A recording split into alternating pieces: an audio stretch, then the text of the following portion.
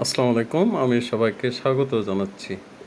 এখন আমি সাবেক সিভিল সার্জন অফিসের অ্যাকাউন্ট্যান্ট ওসমান গনির বাড়ির রাস্তায় অবস্থান করছি।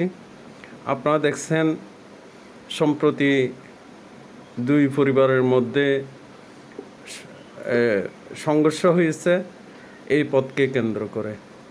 আসলে একটি পথ মানুষের সভ্যতা কতটুকু সভ্য পরিবারগুলো এই পথ দিয়ে বোঝা যাবে। পথ এটা চিরাচরিত নিয়মে মানুষ একে অপরের জায়গা দিয়ে হেঁটে আসছে। কেউ নিজের জায়গা দিয়ে সম্পূর্ণ নিজের জায়গা দিয়ে হেঁটে আসে নাই। যুগ যুগ ধরে এই পথা বিরাজমান। আমাদের এলাকার এই লাল মিয়া বাফরের বাড়ি ঐতিহ্যবাহী একটি বাড়ি।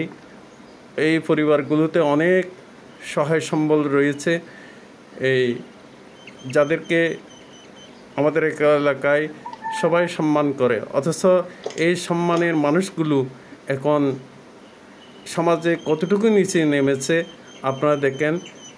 সাবেক সিভিল সার্জন চট্টগ্রাম অফিসে কর্মরত ওসমান গনি দীর্ঘদিন পরিবার নিয়ে চট্টগ্রাম শহরে কক্সবাজারে চাকুরি স্থানে অবস্থান করছিলেন।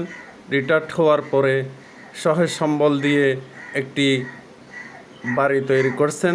এই বাড়িটি তৈরি করার পর থেকে তার প্রতিবেশী চাচারা উঠে পড়ে লেগেছে। একসময় উঠোন দিয়ে পূর্ব দিকে বের হওয়ার পথ ছিল, সেটা তারা বাউন্ডারি দিয়ে আটকে দিয়েছে এবং এখন বর্তমানে যে পথটা ছিল বাপ দাদা 14 গোষ্ঠী এই পথ দিয়ে হেঁটেছে, কিন্তু 2 বছর আগে তিনি গড়টা করার পর লেগে যায় প্রতিবেশী চাচার সাথে এই পথ নিয়ে দ্বন্দ্ব। এই পথকে কেন্দ্র করে সম্প্রতি দুই পরিবারের মধ্যে সংঘর্ষ হয়েছে। বর্তমানে দুই পরিবারের দুটো মামলা লগেরা থানায় রয়েছে। এক মামলায়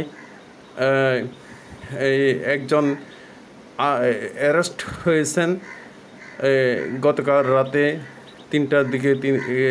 মহিবুল্লাহ নামে একজন আসামি গ্রেপ্তার হয়েছে।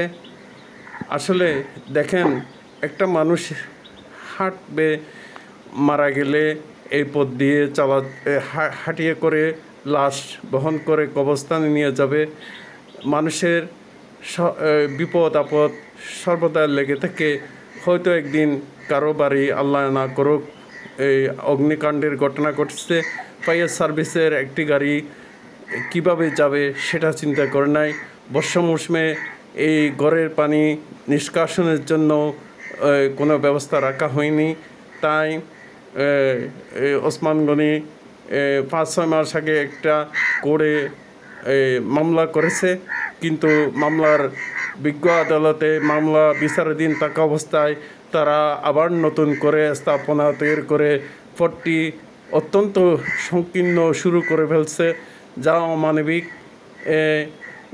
এবং এই পথ নিয়ে কথা বলতে গিয়ে ওসমান গনির মতো একজন বয়স্ক মানুষকে ধাক্কা দিয়ে মাটিতে ফেলে দেওয়া হয়, সে আহত হয়। বর্তমানে সে হাসপাতালে রয়েছে এবং প্রতিপক্ষের লোকজনও আহত হয়েছে, তারাও হয়তো হাসপাতালে কিংবা প্রাথমিক চিকিৎসা শেষে বাড়িতে অবস্থান করছে।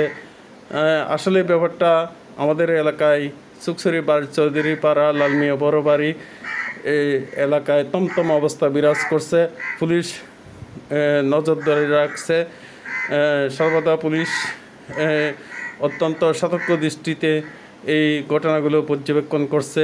এলাকার কিছু কতিপয় প্রভাবশালী মহল এই ঘটনাকে অন্য খাতে প্রবাহিত করার জোর চেষ্টা চালিয়ে যাচ্ছে।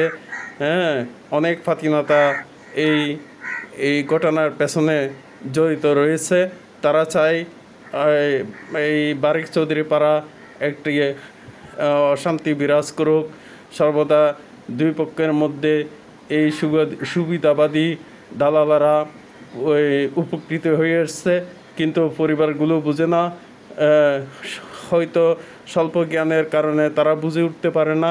দালালদের সুবিধা হলে তাদের সুবিধা হয় না।